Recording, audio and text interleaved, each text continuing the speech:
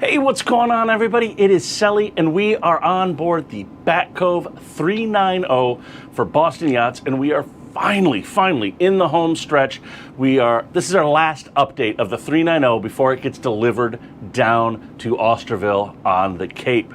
And I wanted to give you guys a quick walkthrough of some of the final points, but before we delve too deep into some of the final install things we've got going on here, I wanted to run down the numbers on this job. It's impressive, guys.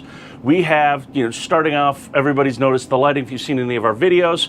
We've got a really awesome lighting package on it. That includes over 50 Lumishore Lux above water lighting. So that's our engine cowl lighting, our overhead lighting, our courtesy lighting throughout the boat. Everything above the water line. We've got over 50 of those, and those are spread out into zones. We can control those on our Furuno. We control them on our phone. We control them through their touch display down there. So we've got all of that going on. Then we also have 6 SMX 153 surface mount lights. Those are going across the transom and one on each corner, giving a really nice kind of wraparound effect for the lighting. And last but not least, on the Lumishore side, we have a pair of the TIX 403 through-hull underwater lights, and those are up by the bow thruster, lighting up the bow area there. So we've got that going on. And then we've also got things like we replaced over 15 switches. We've either replaced and or added custom switches on board the boat here. Everything is all labeled, so we've got those taken care of there. All the switches are labeled. I think, like I said, there's over 15 of those. We're well over 500 hours on this job between TJ and Corey, getting everything done, doing all the wiring, doing all the install stuff, and then you add in things like the detailing that's currently happening here on board, the varnish work, the bottom paint, the PDI, everything like that. We are north of 600 hours on this boat, and the team from top to bottom has absolutely stepped up and crushed it on this one. So without further ado, guys, let's go ahead, let's walk in back, and I'm going to show you guys some of the final finishing touches that we've got going on with this build. Now, we've already talked about the Seakeeper install that we have here, but here it is. It's all wrapped up. It's in its home state now, all taken care of. The Seakeeper 5 is right there.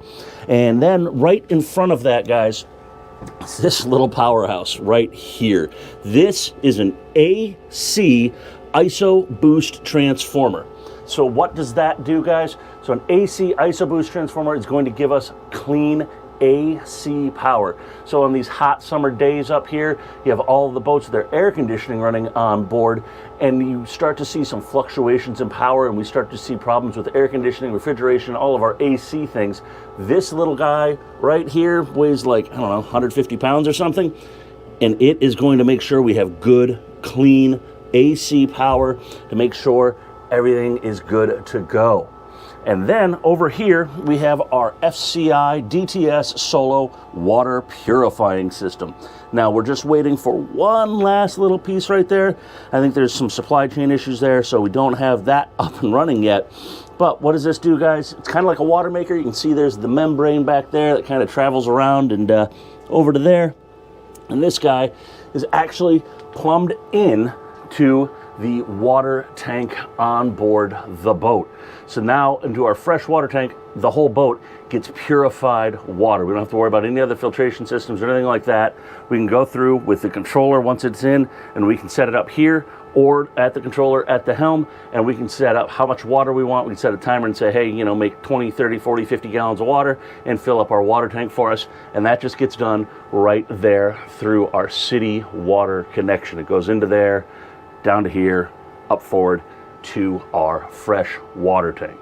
So those are some of the big highlights there. We can't forget also the Milwaukee toolkit pack out right there. It says every boat's going to need a toolkit, so it's nice to have something that's quickly and easily removable, quick access to anything you might need on board your boat. So we've got that going on. So now we're going to hop out of here, pardon me, guys, and let's go up forward to the unassigned space that is under the helm seat area on board here. So it goes and make our way in. You guys can see, we'll talk about this in this week's Sundays of Selly, but we have this all dialed in now. We've got our dockmate system all set up. We've got all of our Furuno all set up. We've got our Vesper with the AIS, our Mercuries, all that good stuff is all taken care of. So now we're gonna hop down here and talk about everything going on. All right, guys, so now we are down in what I'm calling the unassigned space here. We've got a refrigeration right here, the helm's right above us, and we start to see all of our Lumashore light controllers here. We're still buttoning up some of the wiring, but you can start to see everything right here. We've gone ahead and we've double stacked, I don't know if you kind of picked that up on video, with a spacer in between here, but we've double stacked due to the sheer volume of these light controllers. So we've got that going on. We've got all of our proper ABYC coverage right here, putting our boots on our battery terminals. Everything's nicely labeled for our 3JL amps, as well as all of our other circuit protection here. Everything's all nicely labeled, easy to figure out. Speaking of the amps, we have our trio of amps right here. We've got our MVI 705, that's for our cockpit and salon. Then we've got our lounge area amp, which is an MVI 400. And then we've got our MVI 601, that's for our 10-inch sub in the cockpit. And then we've got our Pep Wave over there. We've got our Netgear hub for our Fusion stereos. We've got that little blue box right up there. That's for our Furuno radar. And then obviously we've got our Vesper, our ICOM, our FLIR, and then our Sirius weather module for the Furuno as well. And then you can kind of probably hear some humming in the background on this video, guys. That is for this guy right here. This is the Electra-C Electro Strainer. This is the control module for it. If we take a look over here, you're gonna see the Electra-C Strainer. It kind of looks almost like a pressure pot, if you will, right here. This is the strainer, and this is actually juicing electricity into this line at a very, small amount. Here you can tell us, if we watch that, it's telling us that it's cleaning and what our amp draw is and how many volts. And that is actually keeping the air conditioning lines for the raw water, where we get a lot of growth in there. Things start to clog. It's like an artery. It starts to clog up, start getting less flow. We start losing efficiency with our air conditioner. That's going to resolve that problem for us. That's going to keep that growth at bay by putting this system in. Now again, this is not something you would necessarily normally see on boats of this size, but we wanted to make sure this was all done nice, and everything was taken care of on board. So that's just one more system we have installed on board this boat. It's becoming more common for boats down in the south, darker hulls, air conditioning is running all the time, and you really want to make sure you're eliminating a future fail point with growth and all of that kind of stuff. So that's what's going on down here. So that's it. That is a wrap, finally, guys, on this Bat Cove 390 for Boston Yachts. Again, I want to say a huge thank you to Boston Yachts for trusting us with their client. TJ and Corey and our whole team stepped up. I don't think anybody in our shop hasn't had something to do with this project. And I want to say a huge thank you to them for stepping up and dealing and getting this done and making sure that we can deliver this boat to our client.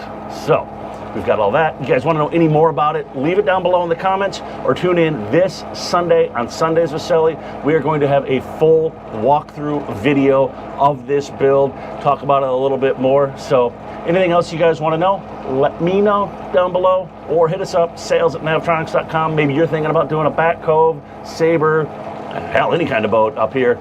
Reach out to us. It doesn't have to be to this level, or it could be above this level. Let us know. We'd love to talk. And we'll see you guys this Sunday, Sundays with Sully, doing the Bat Cove 390 walkthrough. And see you guys later. Peace.